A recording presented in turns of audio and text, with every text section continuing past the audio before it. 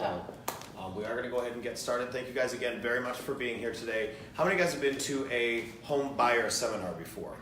So most of us that are realtors, a couple of you guys that I have clients in the room that have already bought property through me. We have done those, I think, ad nauseum at this point. We know how to buy a home at this point. A lot of you guys in the audience do too. What is different about house hacking, and this is something that has become very special to me and some other people in real estate, is that we are realizing now that you can, as a home buyer, greatly accelerate the process of actually building your investment portfolio. Not just putting a roof over your head, but physically buying a 3 to 4 unit building, renting out the other units, living in one of the units, and then you're actually going to be able to probably live rent-free, in some places even cash flow, but definitely be in a much better financial position than if you just bought a traditional condo or single-family home. There's obviously some drawbacks to that. You're going to live with your tenants, upstairs, downstairs. You are going to be responsible for managing a building. But what it allows you to do is all of a sudden you're buying something that's worth potentially a lot more money. You can qualify for a lot more because that rental income, that future rental income, is going to help you build and be able to afford more.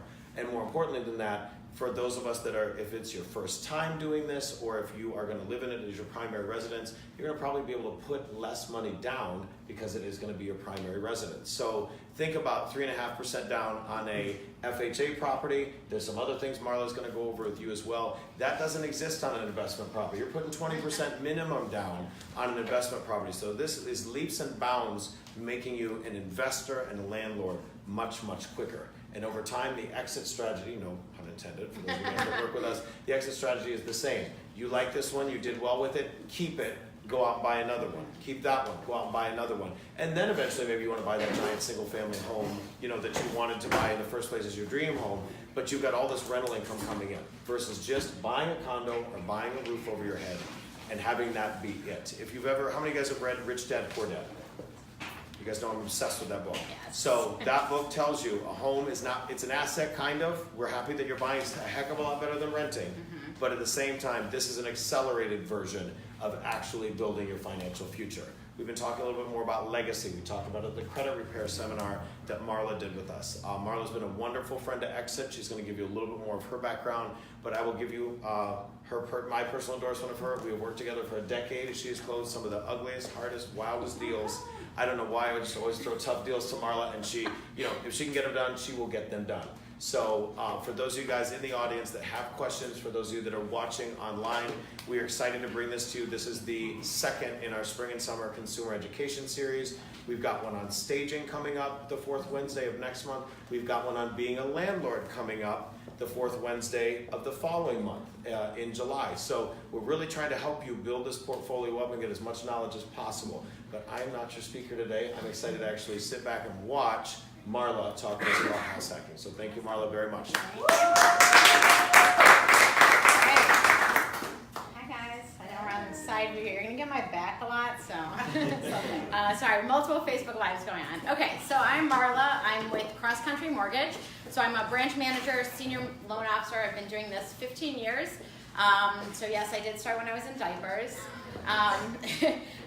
So I, early in my career, realized that I wanted to work with real estate investors. I picked up a client who was an investor, and through that client started learning about renovating houses, renting houses, just really saw what she was doing. And so I started really digging into that, not for myself initially. Initially, I was just learning so that I could be more of an asset and teach my clients. So I went to every workshop I could on real estate investing. I joined all these real estate investor clubs. I read every single Robert Kiyosaki book. I went to Robert Kiyosaki's personal workshops. So when I say workshops, you see those ones that are advertised that say Robert Kiyosaki. He's just licensed his name on those. He's not at those. That's not his system. I went to the ones that he personally teaches and have networked and met with his personal network of people he uses, his attorneys, accountants, advisors. So I did a lot of education on real estate investing and started building up clientele in the investment community. And then what I did from there is I started investing myself. It wasn't my original plan, but after I learned all this, of course, how could you not? So I've done a decent number of deals. It's not my full-time job. I do one every year, every other year, so not as many as some of the other people around here who do a lot, but I definitely have the personal experience of dealing with renovations, dealing with tenants, and that goes a long way in helping me advise my clients and my real estate partners on what they're working on with their investment as well. So definitely a long history with this type of work. This particular topic is something that's just really close to my heart. I've always felt passionate about it. I talk to everyone who will listen about this. I've never heard the term house hacking. That's a Nick Libert thing, and I will completely endorse that, and I'm stealing that. It is, I mean, it's exactly what it is. It is the smartest investment in real estate. It is the best way to get in. It is the most bang for your buck, hands down, no matter what you do. So what we're gonna try to do tonight is break down this into digestible pieces, because right now you guys are here because you think this might be a good idea, but right now it's probably an abstract concept and you're wondering, what does this mean? How do I actually make money at it? How do I do this? Is this something that's right for me? So we're gonna break those pieces down so you guys can understand exactly what this goes into. I also like these to be interactive, so if you have a question, feel free to shout it out in the middle. You don't need to wait until the end. It kind of helps, because if you have a question, chances are someone else has that question too, so it helps everyone kind of comprehend at a deeper level. Okay, so let's get started. Ooh, you can scroll too. Okay, so I wanted to start with my contact information, and there's a reason for this, which is that I actually don't have a lot of time to stay afterwards. Normally I do like to stay and talk, but I have another commitment that I need to go to. So if you have personal questions you want to review, reach out to me. I don't have paper business cards, so you can save this, take a screenshot, or it'll replay on the Facebook Live you can find on the exit page. And step out so you can see. So email is the best way to reach me, so it's my first name, last name, Marla.Barch at myccmortgage.com. And then also, this is not just a plug for my Facebook page. The reason I put this up here is because I do post other videos that are of educational nature. So there's the video like we were talking about before we went Facebook Live from last month on credit building. That's on there. I also do other little clips. There's one on like what is PMI. So there's a lot of different topics. That's something that I'm building more of. So if you do follow my page, you will see those as they come up in the future. So if you want that information, sorry, Facebook Live people, I'm trying to get a good position so I'm not having my back to you. Okay, so let's break down the details. Like, how do you profit from real estate? What does that mean? Everyone knows it's good to own real estate. You're going to build wealth with it. But what does it really mean? We're going to break this down so we can actually understand the concept. So the first way you build profit in real estate is through equity. So equity is a term that people throw around, but a lot of people don't fully understand. So the equity is your value in the home. So if you have a bank account and you put $10,000 in the bank account, that's your money, that's your equity, that's the value in the bank account, and then you can go take it out. So real estate is in some ways the same. You're investing in the real estate, your equity is the value in the real estate. If you sold the home, that's how much you would get out, the value that is your share of the profit. So not the part you owe the bank that's a loan, but your actual share of profit in the deal. So the first way you get equity is your down payment, okay? So this is not profit, this is your own money. Your down payment is your share that you put in to contribute to buy the house. So we're gonna run through an example here. If you buy a house for $300,000 on this chart, and you put a 5% down payment, and we'll go through different down payment options. There's lower down payment options in this is just one sample. But 5% down payment on a $300,000 house is $15,000. So you put that $15,000 in the house.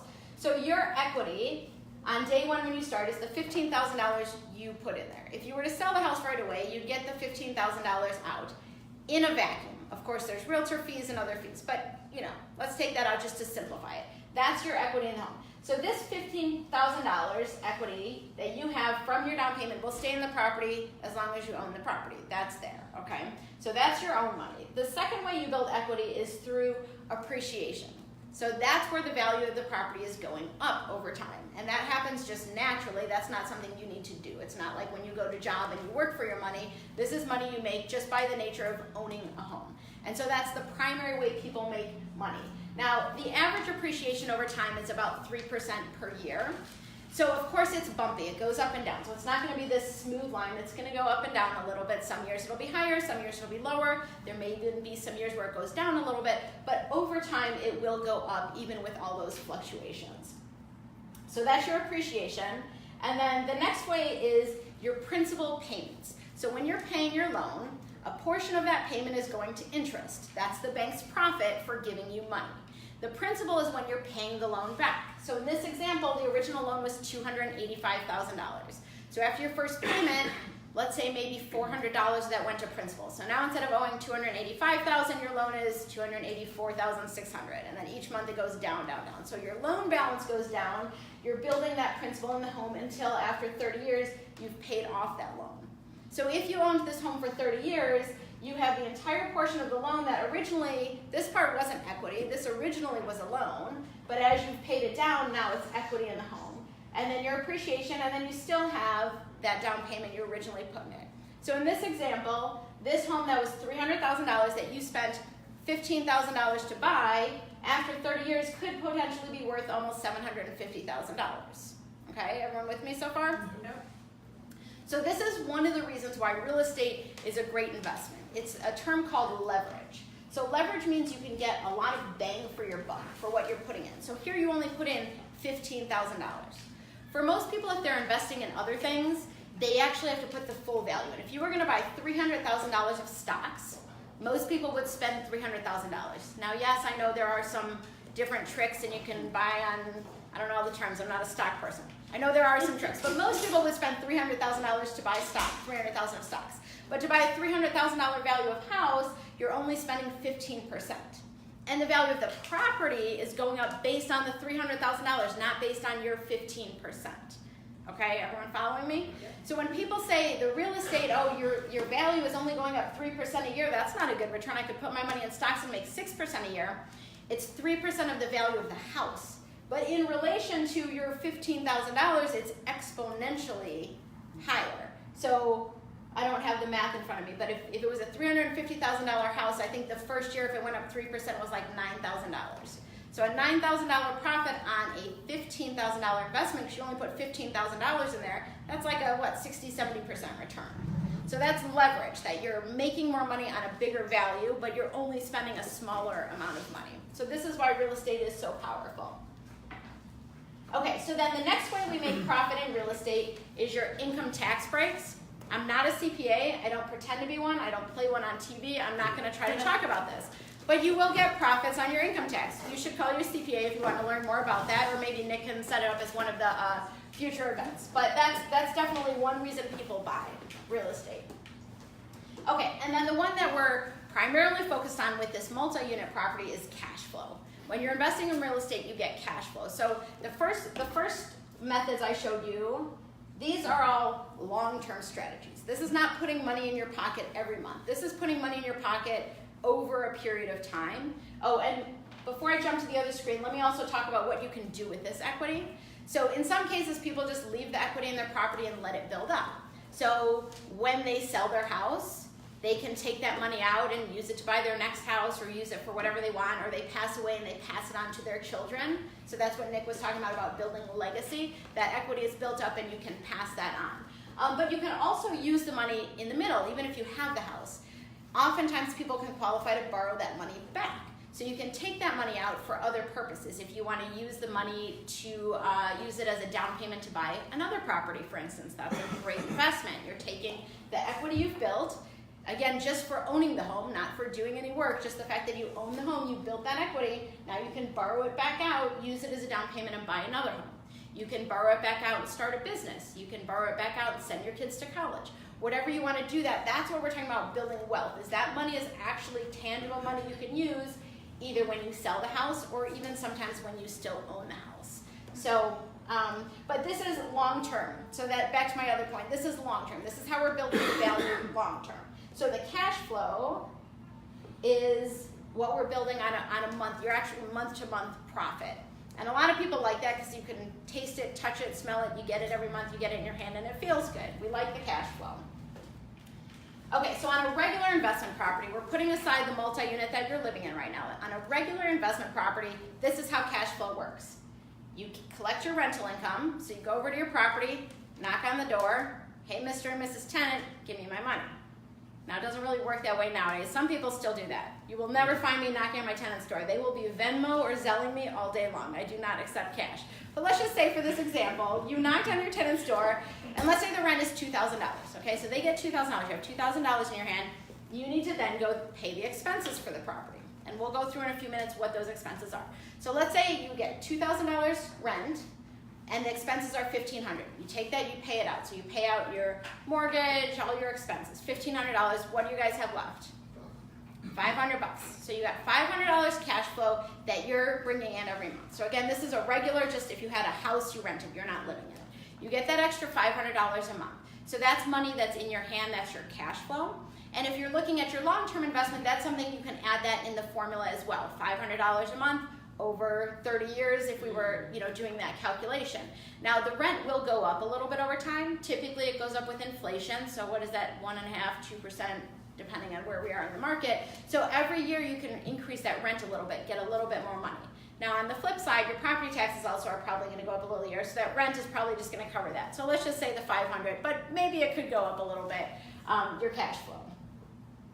Okay, so when we're talking about living in a multi-unit property, it's going to work a little different because of course you are living in one unit and renting the others. You're not renting the whole building. If you're renting the whole building, you will expect to receive cash flow. If you're living in it, we'll review those options. Okay, so the first option is that you still get positive cash flow, which is best case scenario.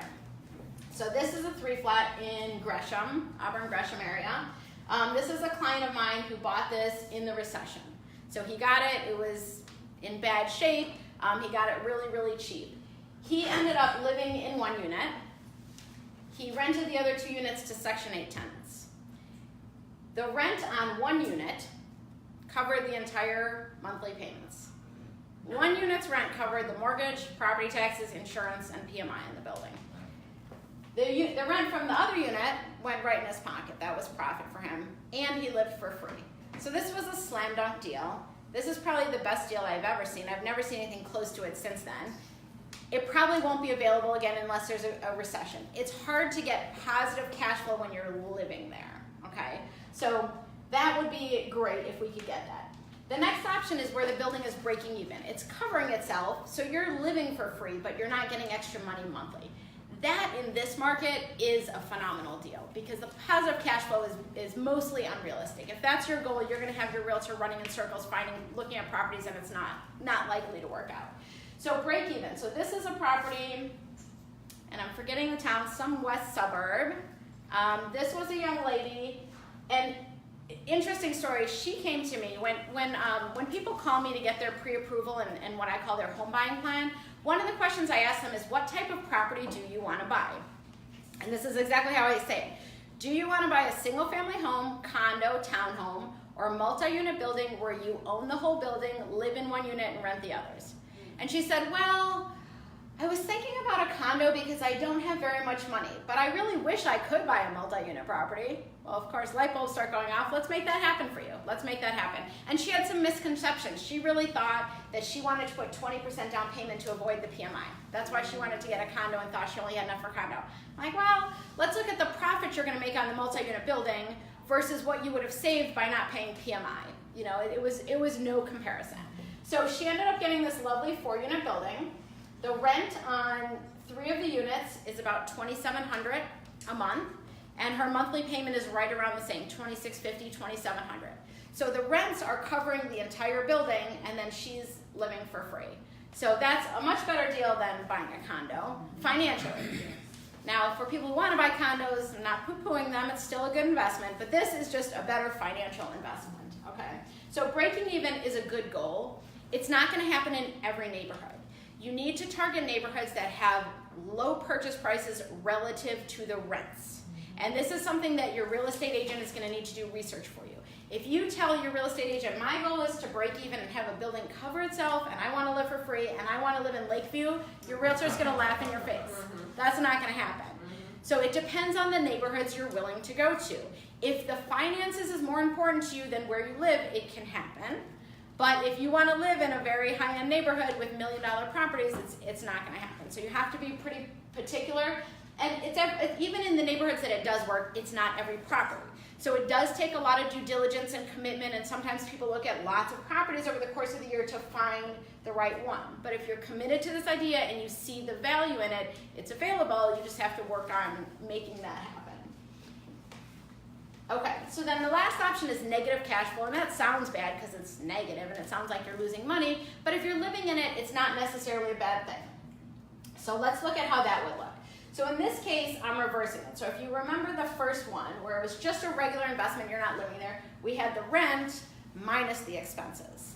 So in this case, where you're living in a multi-unit property, we're going to reverse that.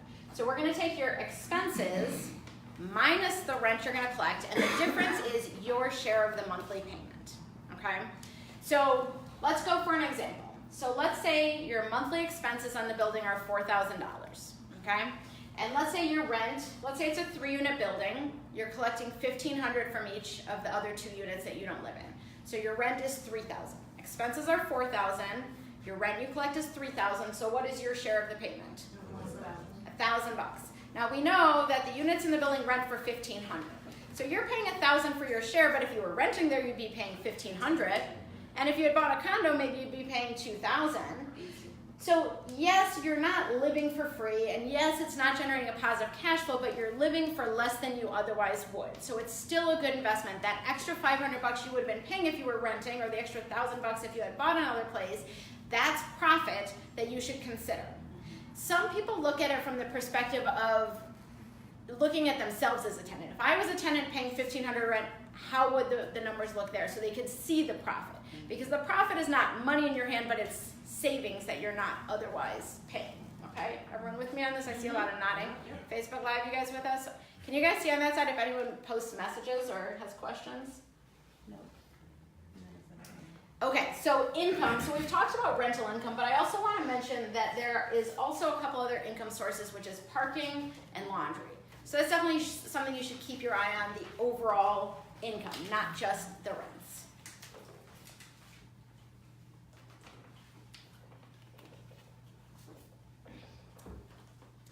Okay, so expenses. So let's go through expenses because this is important. Oh, let me actually jump back. I do want to say one other thing. So this formula where we figure out your share of monthly payment, so this is also something I talk about when I do pre-approvals and your home buying plan. When someone wants to just buy a house, condo, townhome, the question I ask them is, what is the monthly payment you're comfortable with? So most banks, the question they ask is, what do you qualify for? How much money does the bank want to give you? I want to know how much you want to pay. So I look at it from both perspectives. What do you qualify for? And what do you want to pay? So if you qualify for $3,000 a month, but tell me you want to pay $2,000, I'm going to run the budget based on $2,000. So we keep you where you are comfortable. So if you're looking at buying a multi-unit, this is the question I'm going to ask you. How much are you comfortable paying monthly after we apply your rents to your total expenses? Okay, so this is the question. So this is a question you can think of for yourself. If you were comfortable paying $2,000 if you were going to buy a condo, are you still comfortable paying $2,000 for your share here? And the formula that I usually use is that I will take, so I'll basically back into what is that total payment. So I'll take your monthly payment plus, typically I use 75% of the rents. So let's say you want to pay no more than $1,000 a month for your share, and I know the rents on the property you're looking at are going to be, say, $2,000 a month. So 75% of $2,000 is $1,500. So I take that $1,500 plus the $1,000 you want to spend, and now your target monthly payment for the whole building is $2,500. Does that make sense? The reason I take that 75% is because I'm excluding I can't do math tonight. I'm excluding 25% for your expenses. Now, in some cases, the expenses will be lower. In some cases, they'll be higher, and we'll go through that. But 25% off the top is just a quick and dirty formula to figure out how much you can afford for a total monthly payment based on this formula. Okay, so expenses. So, no. I did the expenses. It's one of those things, you know, where each bullet pops up individually. So let me see if I can make that happen. Just click. There we go. But you have to click in the box. There's a certain method to this. Okay. Okay, so the first expense is essentially your mortgage payment. People call it your mortgage and payment. Okay, I'm going to drink more water. I'm going to start stuttering on my words. Okay, people call it your mortgage payment, but really it includes more than your mortgage. It includes your mortgage, your property taxes, your homeowner's insurance, and if you need PMI. And we're going to talk about in a little bit your low down payment options. Low down payment options have PMI. Go ahead. So question, if you were to do a renovation, and in essence, if you created equity of 20% or more, would you still be required to pay towards that PMI? Depends on the loan type. Okay. And depends on a few different factors. Yeah, so if it's FHA PMI lasts forever. You always have to pay it no matter what. Okay. If it's conventional, the best way to get rid of it is just to refinance to a new loan, because you can get rid of PMI based on the new market value, but there's a minimum number of payments you need to make. So if you're not close to that, so definitely it's sort of like a individual situation, figure out which is best for that situation. But a lot of people will do that. They'll buy it with the FHA to get in with the lowest down payment. Then when the value is good, they refinance the conventional to get rid of the PMI and also to get rid of the FHA, which we'll talk about that in a minute. Okay, so your mortgage, your property taxes, homeowners insurance, and PMI. A quick note on homeowners insurance. When people shop for homeowners insurance, what is the one thing they mostly look for? Price. When they shop for homeowners insurance? Mm-hmm. Brand. I think I heard price. Did you say price? Yeah, exactly. People want the lowest premium, okay? Which is great. Who doesn't want to save money? You don't want to save money until you have an incident where you need your insurance. So especially on a multi-unit building, because your exposure is just exponentially larger. So you want to be more careful to make sure you're getting the right protections. So if your building burns down, normal insurance will pay to rebuild it. But if you have renter's coverage, for instance, and I'm not an insurance agent, so not my area of expertise, but they will also cover the loss your monthly loss from not collecting your rent. So there's other things like that. Typically, like sewer backup isn't covered in there, and you often hear people in big rains like, my sewer backed up, there was flooding in the basement. Wow, I called my insurance agent, they didn't cover it. So insurance, you want to be careful. In general, but especially on multi-unit properties, you just want to make sure you have the right coverage and pay for the proper coverage. Don't just go with the cheapest option. If you guys ever need recommendations for things like that too, I do vet people and have people in my network that I know are good, that I trust. So I typically, for this, use insurance brokers because they can shop around the market. And the one that I use is just extremely knowledgeable. He's been in the industry forever. So if you guys ever need referrals, let me know. But it's just important to make sure you're getting good advice, not just the cheapest price. My dog is angry. The smallest ones always are. Exactly. The polling comes in. Okay, so the next one is utilities. So you've got gas, electric, and water. So different buildings handle this differently. Some buildings, the landlord pays all of it. It's all on one furnace, goes to every unit, and you pay for everything. Well, if you're gonna do that, that's fine, but you need to work it into your expenses because you know your expenses are going to be higher. So you think your numbers are great, and now you've got this, $6,000 a year gas bill, that you didn't expect. So you just need to be conscientious of that. If the units are broken out like how condos are, where the tenants each pay their individual electric and gas, that's great. That's lower expense for you. You're just paying like basically the stairway, the common areas, and maybe the basement laundry areas. So your utilities are going to be lower. But you need to know that and ask that question when you're looking at the properties because it will affect your expense part of the budget. Okay, cleaning and maintenance. So a lot of people, when they live in the property, they do a lot of the work themselves. And that's fine if you want to do that. But if you don't want to do that, just be honest with yourself and hire someone. Just make sure it's worked in the number. So you've got your janitor for the stairways. Someone needs to clean that every once in a while. Lawn care, snow removal. When there's ice out there, you got to salt it. You don't want to put yourself in a situation where you have liability because you were too busy and you couldn't take care of it and someone slipped and fell. So if you want to do it yourself, you'll save more money. More of that profit goes in your pocket. If you don't, it's fine. A lot of people think because they live there, they have to do it themselves. You don't. You can hire someone. Just be aware that that's something that that you want to do. Repairs. Again, this is going to vary greatly for the property. Are you buying an older building that hasn't been gut rehab, that might have a lot of problems you don't see behind the wall? Are you buying a building that was gut rehabbed and done well? You know the developer did a great job, so you're not going to have as many problems. Is it a new construction building? So you do want to have some budgeting for repairs, but it's a little hard to predict what it will be. But you want to have that in there so you know when something comes up, it's not a surprise. I think we've all had that case where there's an unexpected financial situation, now it's a surprise. You didn't know it was coming, and now it's causes a hardship. Well, it shouldn't be a surprise because when you own a building, there will be repairs. I'm telling you now, don't pretend like you're surprised when it happens because it will happen. And if you budgeted for it, you prepared for it, and you expected for it, it's not a problem. You have the money sitting there. Okay, so you're not going to get upset, oh my God, something went wrong, I didn't expect it. No, it's going to happen. Be prepared for that. Extermination, something that is needed in some neighborhoods and some properties. Advertising and realtor commission. So this is again something you could do yourself or hire out. Are you gonna find your own tenants? There might not be any fee for this. Are you gonna hire a realtor? There'll be a fee for it.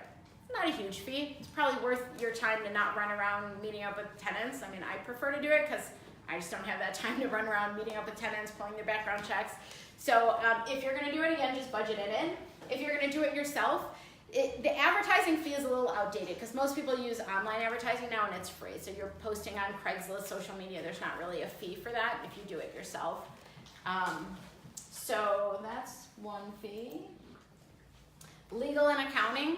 So legal, hopefully we don't need that, but occasionally you have to evict someone. If you do a good job of screening your tenants on the front end, which I'm sure they're gonna talk about in the landlord workshop that's coming up in 2 months, hopefully you won't have to go through that. But again, if you're prepared for the worst and you have the budget set aside, it's just part of the nature of the beast. Accounting, you have to do your taxes every year. If you're currently just doing like the free file online or whatever, you might need to step it up because there will be some additional worksheets, schedules that will have to be filled out with this. Oops. Management. So again, back to what I was talking about before, a lot of people think, well, I live in the building, I have to manage it myself. You don't have to. You could. Most people do because they're there, they live there. But some people just don't want to. They're like, I get why this is a great investment. I get why it's financially good. I want to do it, but I just don't want to deal with a leaky toilet at 2 in the morning that some tenant's calling about. Fine.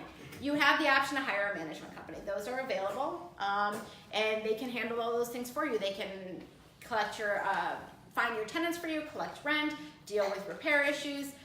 That's available. But again, you just want to be aware so that you're budgeting that in. Reserve funds, so this is sort of just saving money for the future. So again, we know buildings will need repairs, some small, some large, and we want to make sure you're saving for it, and especially the large ones, because the large ones can be expensive. Has anyone ever had to repair a roof? No?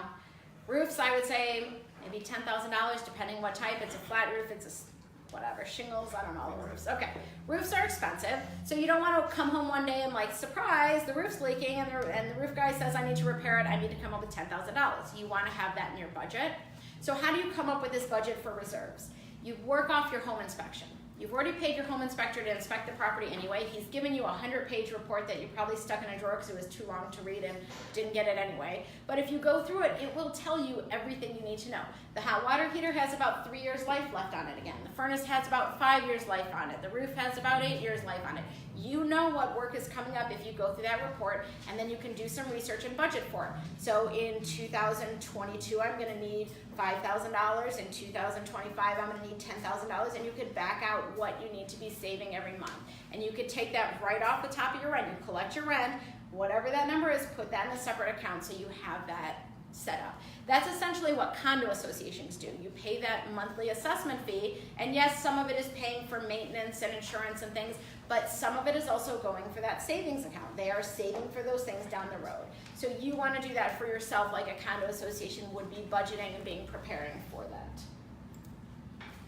And then vacancy loss. So vacancy loss is your tenants will sometimes move out. Typically a sad day, sometimes it's a happy day depending how your tenants were. I only had one happy day when a tenant moved out in my career.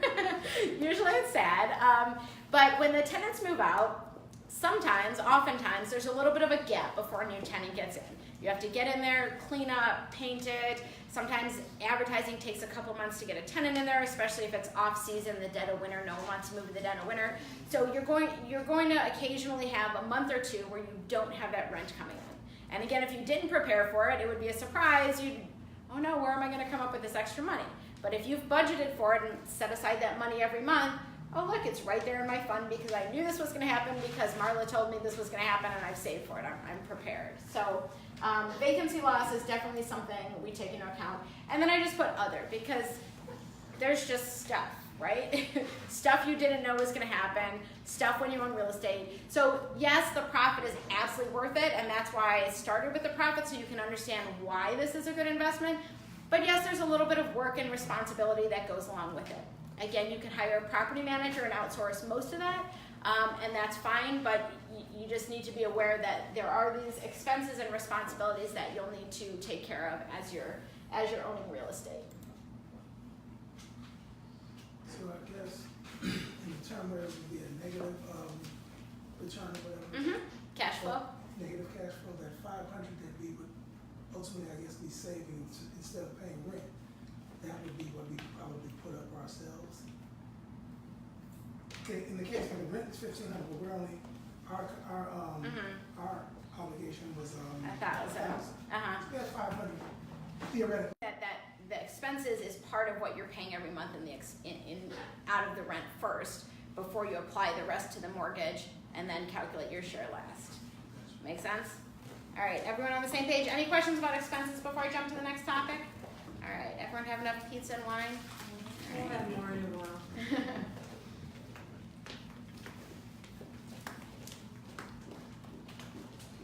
Okay, so next we are going to move on to how do you qualify for a multi-unit? So a lot of people think this is very untenable. Like the one example I told you, the young lady wanted to buy a condo, and surprise, she was able to buy a 4-unit building and now lives for free. So there's a lot of misconceptions that because it's bigger, it just must be harder to qualify for. I must need more money. I must, it's gonna be hard to qualify for. So a lot of that is misconceptions.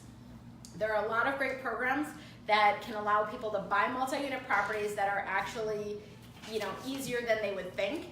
I've actually had cases where people came to me and wanted to buy a single family house, and I had to tell them, I'm sorry, you don't qualify, but if you want to buy a 4-unit building, I can qualify you for that. I've literally had people who could qualify for a multi-unit, but not a single family house. What would that look like, Marla? I'm going to show you. Oh, It's okay. coming up right here. Oops, wrong way. Which way am I going? Ooh, am I going backwards? Okay. Okay, so first is down payment. So there are a lot of low down payment options that work even on 2 to 4 unit properties. People think low down payment means you have to be a first time home buyer, you have to be buying just a house. A lot of these programs work on multi-unit properties as well. So FHA is always a popular one. A lot of people are familiar with this. 3.5% down payment, even if it's a multi-unit property. 2, 3, 4 units, you can still get only 3.5% down payment. That is a killer deal, if you ask me. To buy a property that's $600,000-$700,000 and you only need 3.5%, that's a great deal. So that's one option. There's another program called Home Possible that allows 5% down payment on, again, 2, 3, and 4 unit properties. So we are going to go through more details on these programs on the next slides. And then there is also some down payment assistance that in some cases people qualify for. It doesn't always work with multi-unit properties, and some clients qualify and some don't. But that is sometimes an option. So sometimes you can get 3.5% FHA plus the down payment assistance, and your really down payment could be 1 or 2%. So that can sometimes work out. Again, not for everyone, but sometimes. Debt to income ratio. People are concerned, well, how am I going to qualify for a $4,000 monthly payment? That's basically my whole income. That doesn't make any sense. We use the rental income you're going to be getting toward your income. Even if there's no rent there now, if units are vacant, the appraiser will tell us what they can rent for, and 75% of that, because again, they're accounting for vacancy loss. In the mortgage world, they just say vacancy loss, but I say it as vacancy losses and rent it for that. So then you even get more bang for your buck out of the rental income. Okay, so let's go through FHA. And there we go. Okay, so FHA, again, 3.5% down payment. And in some cases, people might be eligible for down payment assistance. So it could be even lower. Seller credits. So in a lot of cases, we like to negotiate with the seller to pay the buyer's settlement costs, okay? So basically, if the seller is paying a lot of people use the term closing costs. I use the term settlement costs. It's a minor technicality, but closing costs technically refers to the mortgage-related fees. Settlement costs is everything. So you have title fees, attorney, insurance, transfer taxes. So everything total you need to pay. But if you can negotiate with the seller to pay that, that's just less money you need to pay. So if your goal is to spend the least amount of money out of pocket, we go with a low down payment program, maybe down payment assistance, and have the seller pay closing costs. It could be, again, only 3 and 4 unit properties, not 2 unit properties. It is 3 monthly payments, whatever the total monthly payment is. not taking into account rent, not your cash flow, your full monthly payment. So if that full monthly payment is $4,000 a month, you need 3 of those, you need $12,000 left over. Now it doesn't have to be liquid, it doesn't have to be in your savings and checking account, it can be retirement money, as long as we could show that you could borrow it in the event of a financial hardship. So sometimes there's other things like that that we can use for the emergency reserves, but that is required. So in a case where someone is very limited on funds and they don't have that extra money, I will sometimes recommend sticking with the 2-unit property, because the 2-unit property completely avoids that. You don't need that emergency funds.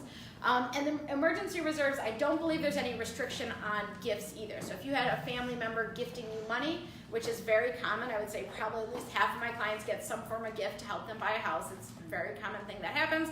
People don't talk about it because everyone wants to pretend like they did it themselves, but family does help. Very common. So I believe the emergency reserves might also be able to be gift. So I don't think there's a restriction on that. Oops. Okay, FHA, you can only have one FHA loan at a time. So if your goal is to use this to build a portfolio, you want to be conscientious of that. Because if you use FHA and you keep it in an FHA loan, then you cannot use FHA for your next property. So if instead you use Home Possible, you can keep your FHA option open for the second property. So that's something that we can strategize on a case-by-case basis. But that's also what I was talking about with Nick earlier, which is that sometimes people will buy with an FHA loan, and then after the property is all, if it's renovation or you get tenants in there, whatever, sometimes they will refinance to a conventional loan for that sole purpose of freeing up the FHA so they can use FHA again for their next purchase. So question, say if I bought a home a single family home in Indiana, and I was looking to do a multi-unit here in Chicago, and my single family in Indiana is a conventional loan, and I want to purchase a home in Chicago on the FHA. Is there a seasoning period that I have to wait for that to take place? If you're saying if you just refinance it to conventional? I did conventional. Oh, so you don't have an FHA loan? Correct. No, there's no seasoning period between waiting between buying properties. Okay. The only time constraint is if you're living in a property, you buy it as owner occupied. The mortgage documents you sign legally state that you intend to live there for 12 months. That's owner occupied. Otherwise, you need to get an investor loan, which has a higher interest rate and higher down payments. So if it's owner occupied, you have to wait that 12 months, live there, and then there's no obligation to live there anymore. So that's the only waiting period, but there isn't any restrictions on the new loan as far as that you just got a loan, you can't get another one. I have investor clients that'll get 5-6 loans a year, and they just keep bouncing from loan to loan. So there's no waiting period between loans for that reason. Okay. Is the loan strictly police to ensure that you are staying there for that full 12 months? That's a good Or question. is it an honor system or? I would say it's mostly an honor system. They do sometimes do audits and actually go knock on people's door. Mostly from what I've heard, audits are done if you're not making your payments. But occasionally they will just do a random audit just to make sure. So it is occasionally done, but it's mostly the honor system. Yeah. Okay, so one thing that's specific about FHA, which the real estate agents will probably start rolling their eyes now because they're very familiar with. FHA is very strict about the condition of the property. They do a health and safety inspection, and if it doesn't pass it, you've got problems getting that loan. They are very strict. The biggest problem in Chicago is peeling paint. Everyone seen that? Peeling paint? Yes, everybody's seen that. The average home in Chicago is what, like 70 years old? Peeling paint is just a thing that happens. And most people think, oh, well, my house looks nice, I don't have peeling paint. It's usually on the outside. From the weather conditions, the wind, the rain, it has that effect. So you'll look at your windowsills, your door frames, your eaves. So when you're looking to buy properties, you'll want to keep an eye out on this. The peeling paint is the biggest problem. If it does not pass the FHA's health and safety inspection, there are a couple ways to get around it. One, if it's very minor, it's like $200 worth of work. Sometimes you can convince the seller, to go scrape off the paint, patch it up, paint it. So sometimes that happens. Sometimes they'll let you do it as a buyer. If it's minimal, usually you can't do work on a property you don't own yet. But if it's minimal, sometimes there's an agreement made. Or if the work needs to be done as a lot, we can look at renovation loans. Go ahead. Is the peeling paint, is that lead? Is that what that is exactly right. So if the building is built after 1978, it's not a rule. It's exactly, because there could be lead in it. That's why it's a health issue. And there's other things too, but peeling paint is the most common. That's why I bring that up. If there's like stairways without handrails, that's a safety issue. Cracked sidewalk or like the driveway, you could trip on it. I mean, electrical wires hanging, broken glass in the windows. There's a number. I mean, they're very, very particular. But the peeling paint is the one that over and over is constantly coming up.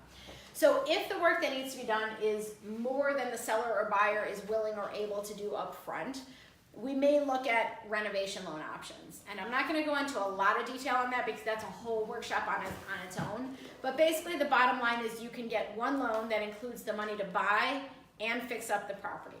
And you can combine that with all these other options we were talking about. So you can get an FHA loan with the purchase money, the renovation money, you know, have the seller credit, you still get your cash flow, like everything else still applies, you're just adding that renovation money into the loan. So keep an eye out for a future time. We'll do a whole workshop on that because there's a lot of information on renovation loans. Okay, Chicago loan limits, and these are different in different counties, different parts of the country. And as you can see, they go up for units. So because you cannot see the screen, I will read them for you. So 2-unit properties right now, and this changes every year. So 2019, if anyone's watching this video in future years, you gotta look it up. 2-unit property, the loan, so not the purchase price, but the loan can go up to $471,100. 3-unit property can go up to $569,450, and 4-unit property can go up to $707,700. Okay, so those are reasonable for most neighborhoods in Chicago. Some neighborhoods it's not going to work. Some neighborhoods would be too high for that. Go ahead. Have you ever heard of a loan program, FHA, $100 down, loan program Yeah. for HUD property? Yes. The problem is there aren't a lot of HUD foreclosures. Yeah, you have to find a HUD foreclosure to do that. It only works on HUD foreclosures. So I do that loan program a lot because I have relationships with real estate agents who only list HUD foreclosures, and they send me a That's HUD where I list. came. That's why I was wondering, I didn't hear you speak of, but the office that I came from, Yeah. that's all we did was HUD foreclosure. Yeah, so if you have an in on those and some come up, I mean, right now, honestly, there's just not a lot of foreclosures available, period. So if you're hoping to find like a rundown house, it's tougher to find now, you know. I mean, and maybe I got spoiled because I started buying real estate in 2007, 2008, 2009, where you can get a foreclosure on any corner.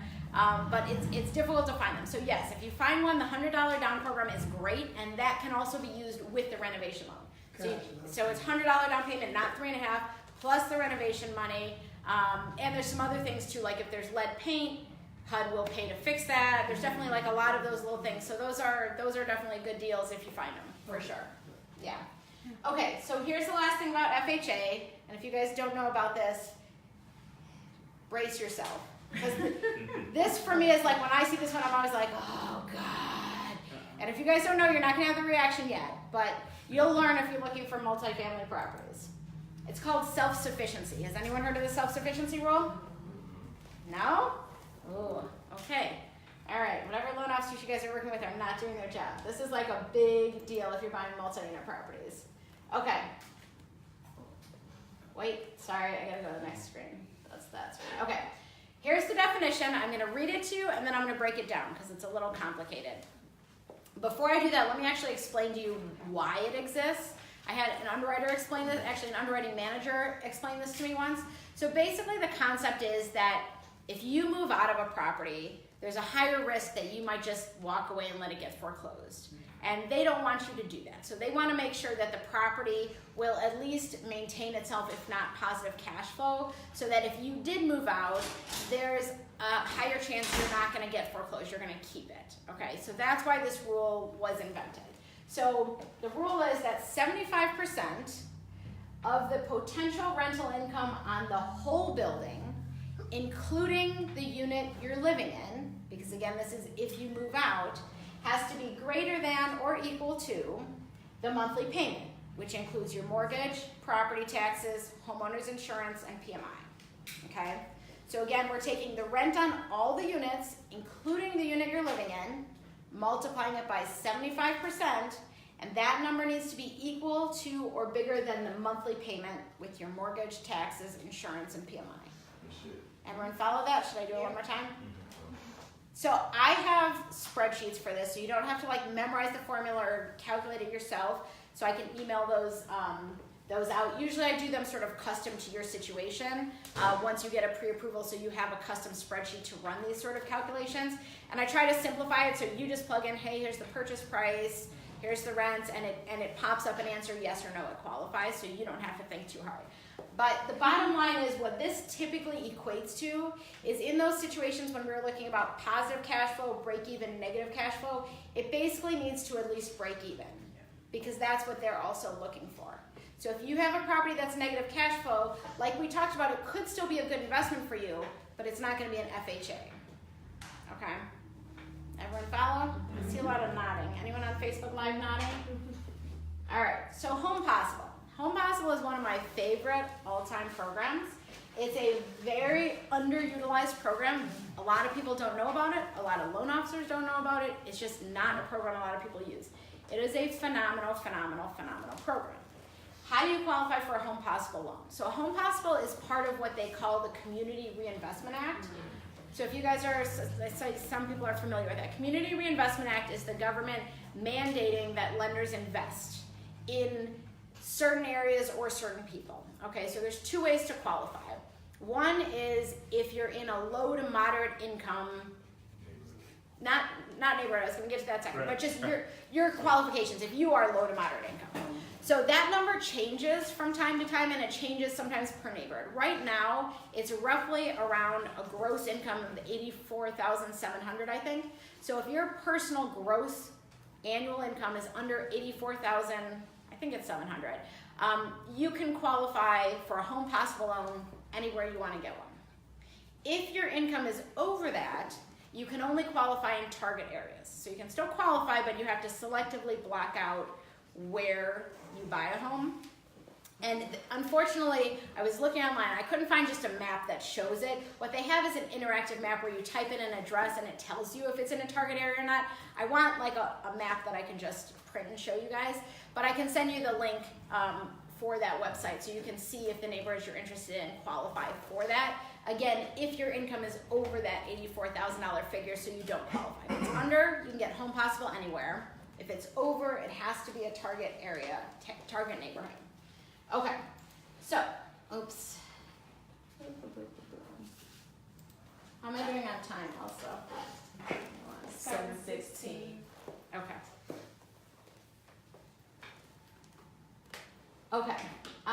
Okay, so Home Possible is 5% down payment. So again, that works for 2, 3, and 4 unit properties. If you call some loan officers and say, hey, I heard there's a 5% down payment conventional loan for 4 unit properties, most of them are gonna be like, what? That's not a thing. Someone told you wrong. It's just, like I said, it's not very well known, but it is a great program because you can get, it is the lowest down payment you can get on a multi-unit outside of FHA. And for some of the reasons we just discussed, FHA does not always work or isn't always the best. Oops. Okay, so this one you can also get a credit from the seller to help pay your settlement costs.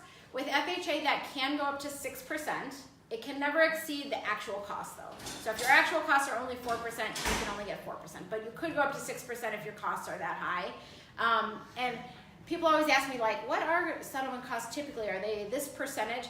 I don't give percentages because it really varies based on the purchase price. Because some of the costs are a percentage of the purchase price and some are a flat fee.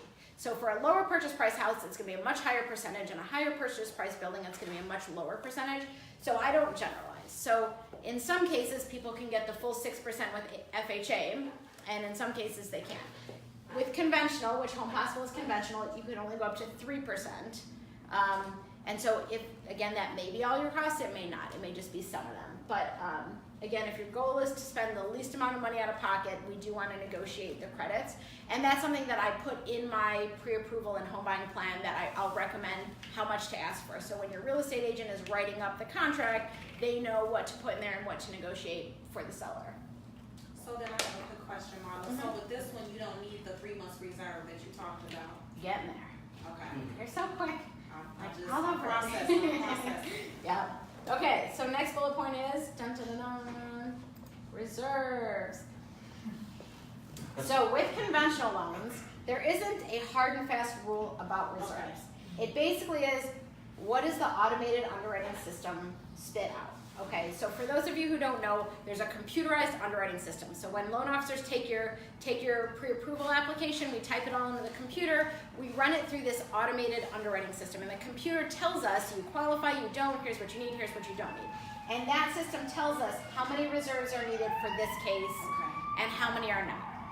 I've been seeing with Home Possible about 2 months usually come back. So you still need it, it just depends on what other. I have seen some that came back with none also. Oh, okay. So it's not guaranteed. It's going to be Gotcha. case by case. Okay.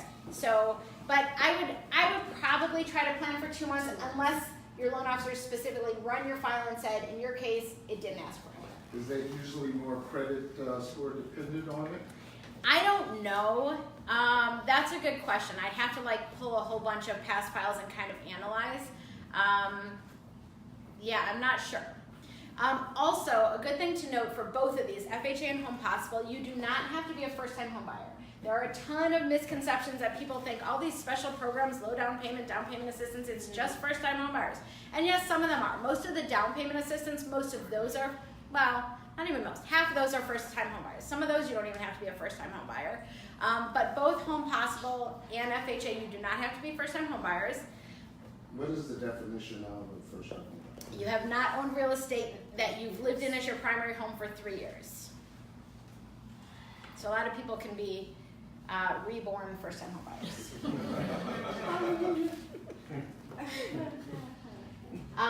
One other misconception about Home Possible and FHA is that you can't get these loans if you own other real estate. That is not true. It's never been true for FHA. You can own your house in Indiana, Nick, and buy another property here with FHA. You can own other real estate. You don't have to be a first-time home buyer. Home Possible, that used to be true. The guidelines changed about 6 months ago. So when you're reading up on new guidelines and stay on top of that, you catch all these little loopholes. That one, I started jumping up and down. That was a good one. Because it's a great program, and when it's restricted to you can't own other real estate, you put people who are trying to build a portfolio in a position that they have to either keep their current property, that's great, or sell it. So as long as this automated underwriting system approves it, and I have had it approve it on several files, you can keep your current home, and you can also buy another one with Home Possible without having to sell it. Loan limits for conventional are, we already noticed, significantly higher than FHA. So here's another reason. If you are looking in neighborhoods that don't match the price points we showed on the FHA screen, you will want to look at conventional. So for Cassandra's people, 2-unit can go up to $620,200, 3-unit can go up to $749,650, 4-unit can go up to $931,600. So, and this is the loan amount, not the purchase price. So this is after your 5% down payment. So what we're looking at is you can really buy a 4-unit property for almost $1 million with only 5% down payment. Like, that is a steal of a deal. That's maximum leverage. Where we're talking about how you could spend a little amount of money for a lot of bang for your buck.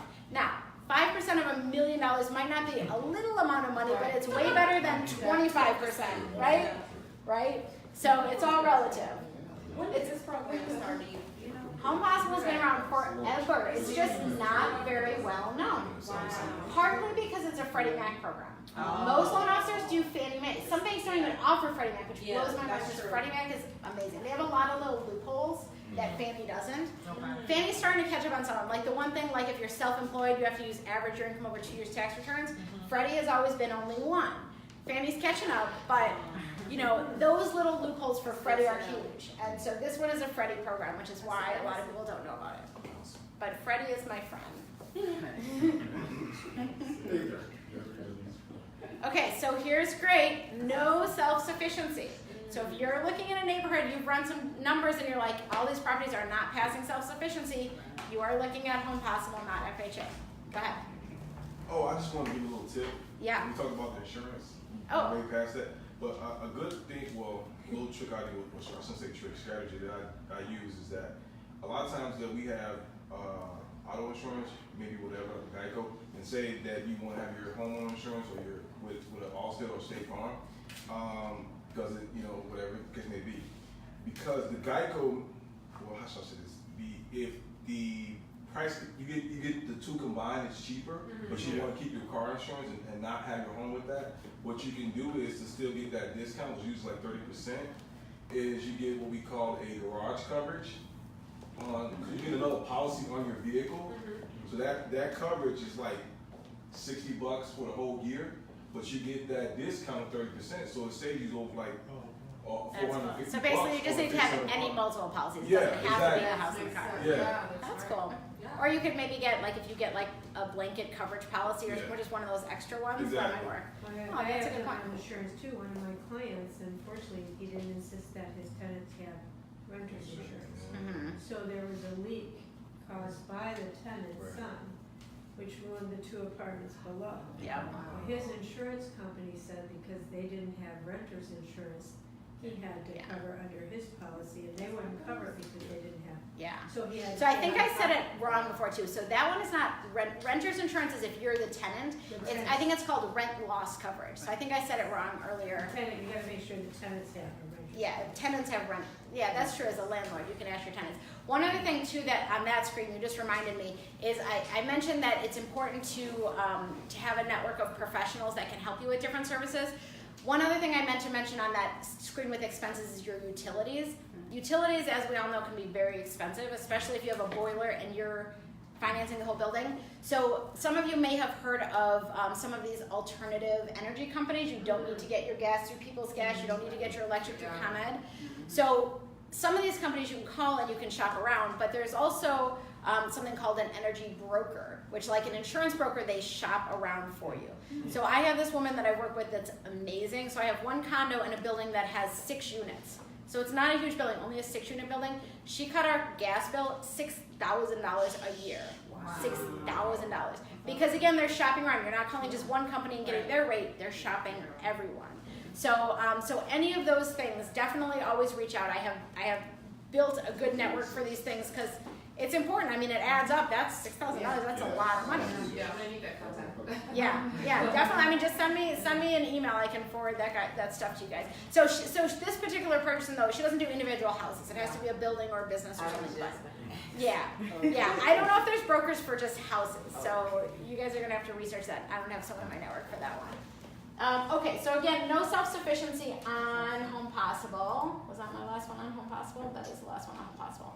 Okay, so those are the bullet points between FHA and Home Possible, the differences.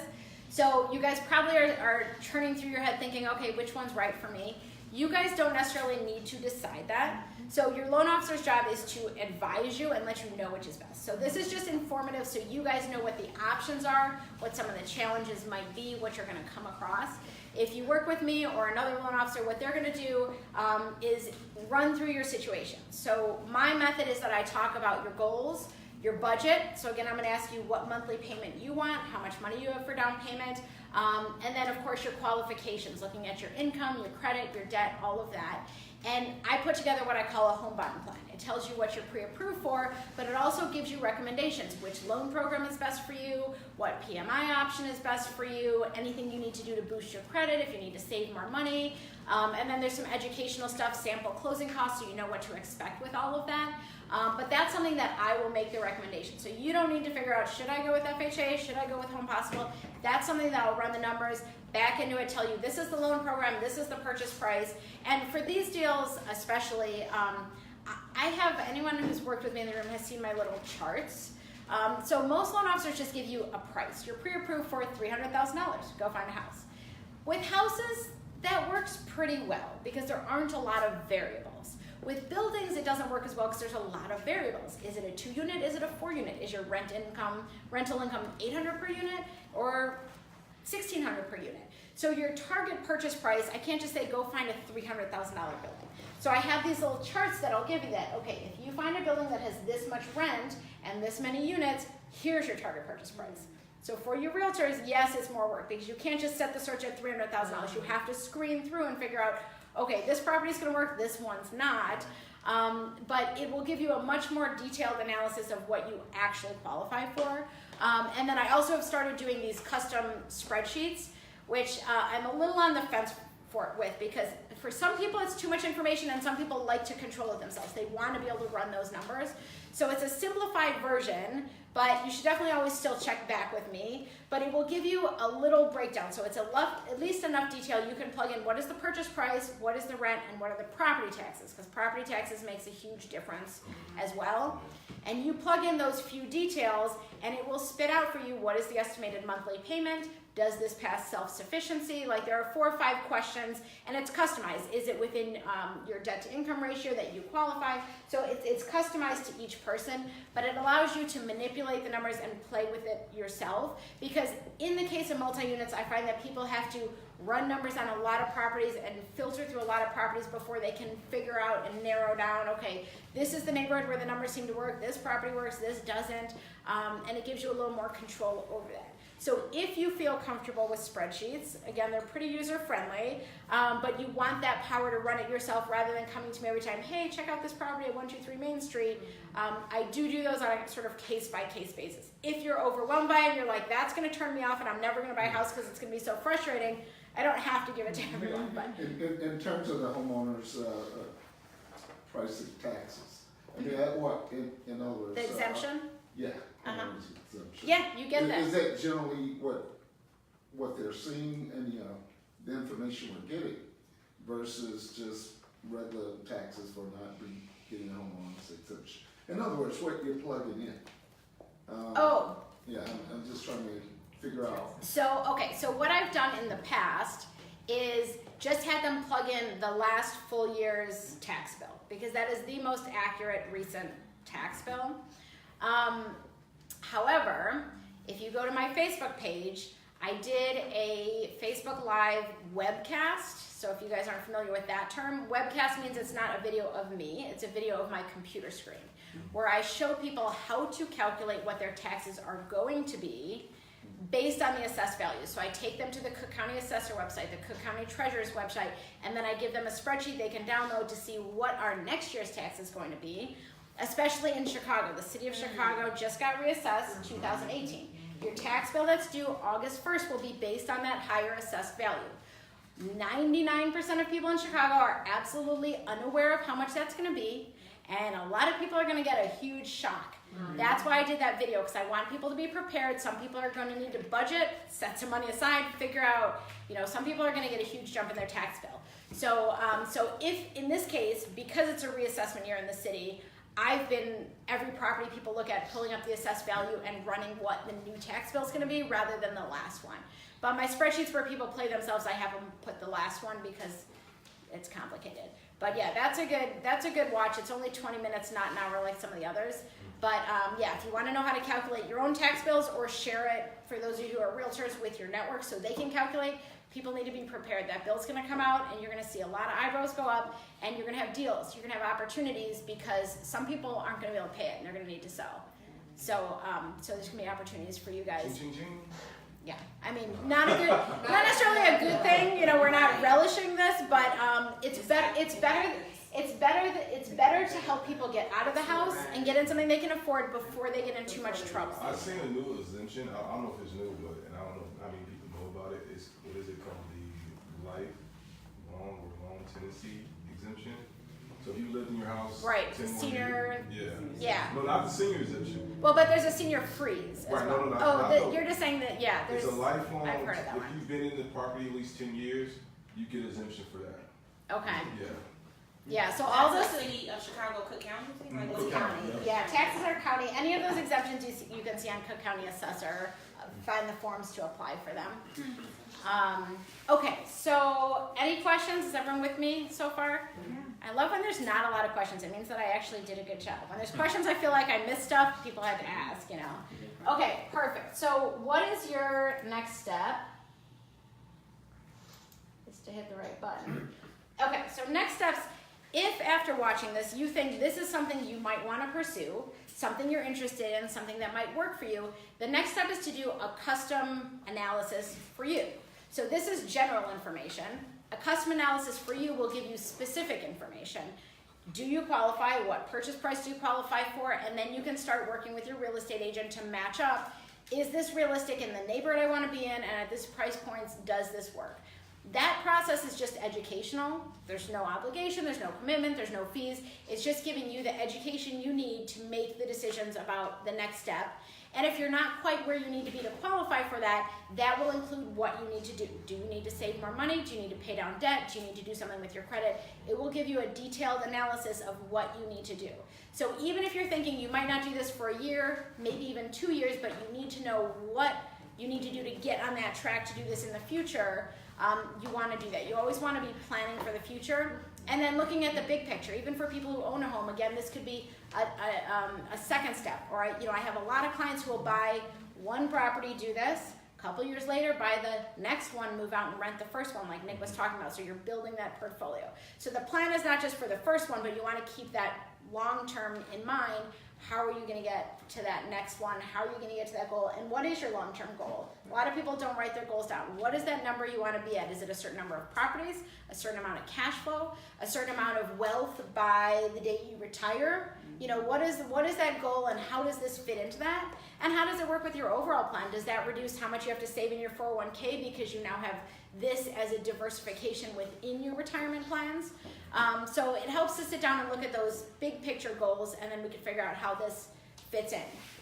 So if you want to do that home buying plan, if you want to do it with me, all my contact information was on the front page, but it's here again. And again, I do encourage you to follow the Facebook page.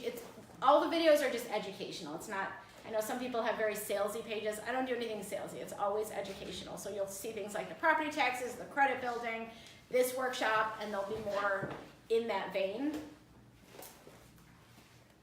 No one has any other questions? Wow.